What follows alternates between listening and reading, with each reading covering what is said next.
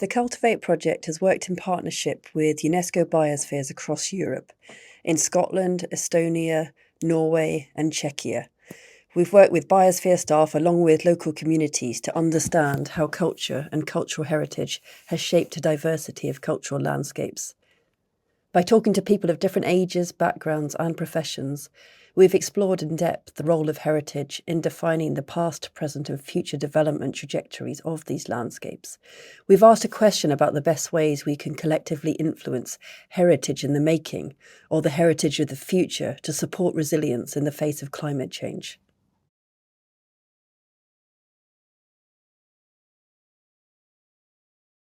In the Cultivate project, we took a rather dynamic approach of cultural heritage.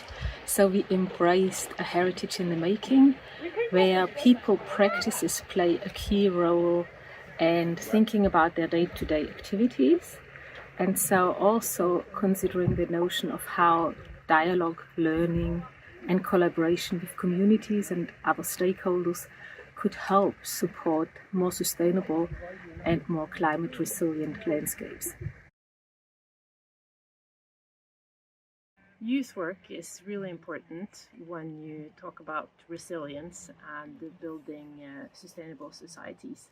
In UNESCO Biosphere Reserves, we use work with youth to figure out directions for different futures. We've done this work with seeds of good Anthropocenes as a methodology where we focus on positive futures. We've interviewed lots of young people and we see that their opinions about the future differ from the adults that we've done the same work with.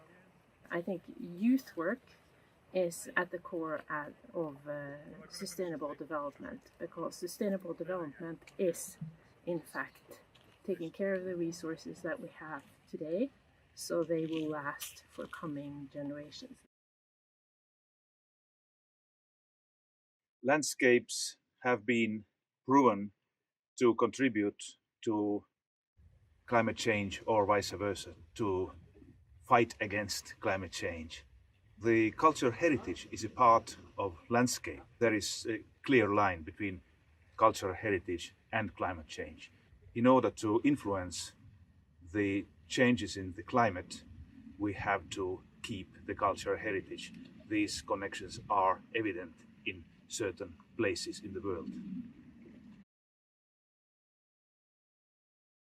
I think the Cultivate project has really shown that communities all around Europe have a wealth of cultural heritage knowledge that could be used for climate change resilience. And we've uncovered so many different examples, from land use to the traditions and concepts of duchus that we have in Scotland, linked to that intimate connection that communities have with land.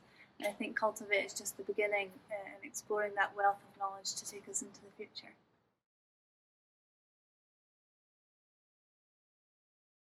In Westeros, but in many places, all places, sometimes we think about culture and climate as static things, and really they're very fluid. And culture flows into climate issues all the time. Our traditional practices like crofting and also our Gaelic heritage are great tools and resources to use from learning in the past to help make a brighter future for people in place.